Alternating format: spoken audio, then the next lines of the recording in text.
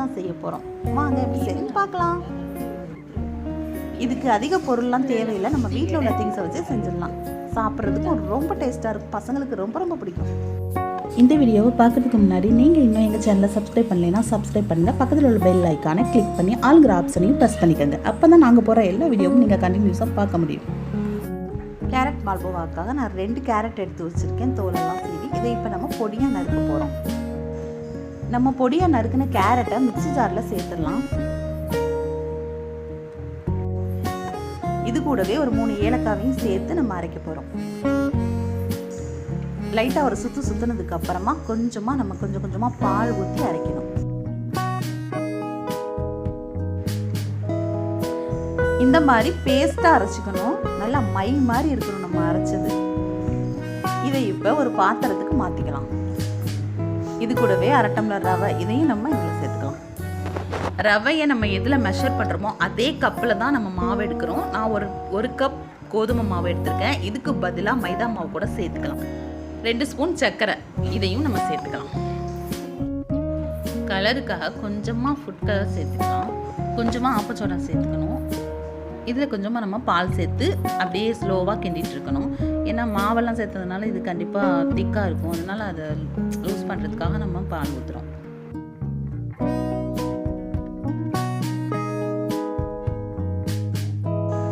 நம்ம இது வந்து பேட்டர் ரெடி பண்ணுறதுக்காக தான் கொஞ்சமாக பாலை ஊற்றி நம்ம அதை மிக்ஸ் பண்ணுறதுக்கு ரொம்பவும் ஊற்றிடக்கூடாது. அதே சமயம் திக்காகவும் இது இருக்கக்கூடாது.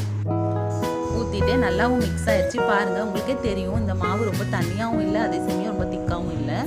இதை இப்போ நம்ம ரவை சேர்த்துருக்கிறதுனால ஒரு 10 நிமிஷம் நல்லா ஊற வச்சுக்கணும். அடுப்பில் பாத்திரம் வச்சுருக்கேன். இது எதுக்குன்னா நம்ம பாகு தயார் பண்ணுறதுக்கு.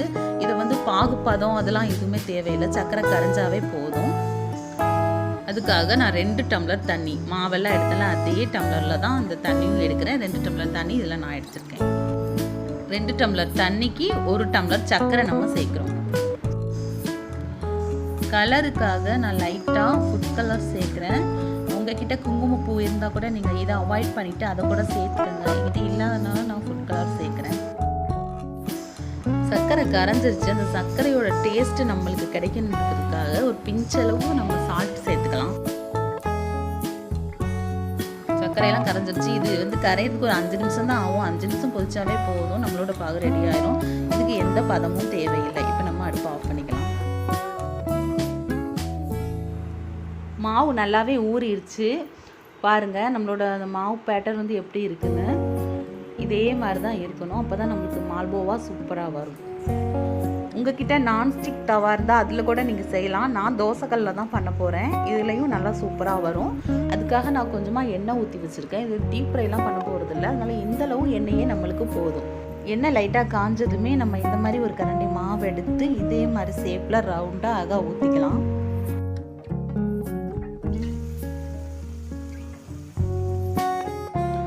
உடனே நம்ம திருப்பக்கூடாது. நல்லா இந்த மாதிரி வெந்ததுக்கு அப்புறமா தான் அடுத்த சைடும் நம்ம திருப்பி போடணும். திருப்பும் போது இந்த மாதிரி 2 கரண்டி வச்சு அழகாக திருப்புங்க, இல்லைன்னா அது உடஞ்சிடும். பாருங்கள், மெதுவாக நான் சூப்பராக அழகாக திருப்பிட்டேன். இந்த மாதிரி திருப்பி போட்டு பின் சைடும் நல்லா வெந்துக்கணும். ரெடி ஆகிடுச்சு. 2 சைடும் நல்லா வெந்துருச்சு. இப்போ நான் எடுக்கிறேன். இதில் உள்ள எக்ஸஸ் ஆயிலை நம்ம என்ன பண்ணுவோம், கீழே ஒரு கரண்டி மேலே ஒரு கரண்டி வச்சு இப்படி அமுத்துனாவே எண்ணெய்லாம் வடிய ஆரம்பிச்சிடும். பாருங்கள், நான் காட்டுறேன். எக்ஸஸ் ஆயில் பாருங்கள் வருது. இந்த மாதிரி அமுத்திட்டோன்னா அந்த ஆயிலெல்லாம் வந்துடும். இப்போ நம்ம எடுத்து வச்சுக்கலாம். இதே மாதிரி எல்லாத்தையும் ஒன்று ஊற்றி எடுத்து வச்சுக்கணும். நம்ம எடுத்த அந்த மால்போவாவை சுகர் சிரப்பில் ஒரு 2 நிமிஷம் நல்லா டிப் பண்ணிக்கணும். அது ஊறட்டும். ஊறினதுக்கப்புறமா நம்மளோட மால்போவா ரெடி ஆகிடும்.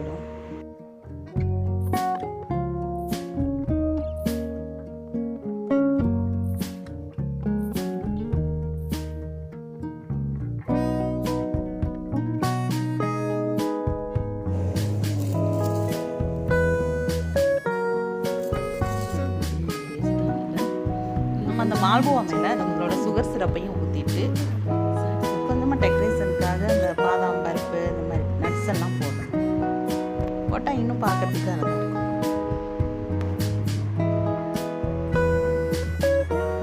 நம்மளுடைய கேரட் மால்புவா ரெடி ஆயிடுச்சு. சூப்பராக இருக்குது பாருங்கள். பசங்களுக்கு ரொம்ப பிடிக்கும், ஹெல்த்தியும் கூட. அதனால் கண்டிப்பாக எல்லோரும் செஞ்சு பாருங்கள், செஞ்சு பசங்களுக்கு கொடுங்க. இந்த வீடியோ உங்களுக்கு பிடிச்சிருக்குன்னு நினைக்கிறேன். லைக் பண்ணுங்கள், ஷேர் பண்ணுங்கள், உங்களோட கமெண்ட்டை எங்களுக்கு சொல்லுங்கள். எங்களோட சேனலை சப்ஸ்கிரைப் பண்ணலாம், சப்ஸ்கிரைப் பண்ணிடுங்க. தேங்க்ஸ் ஃபார் வாட்சிங்.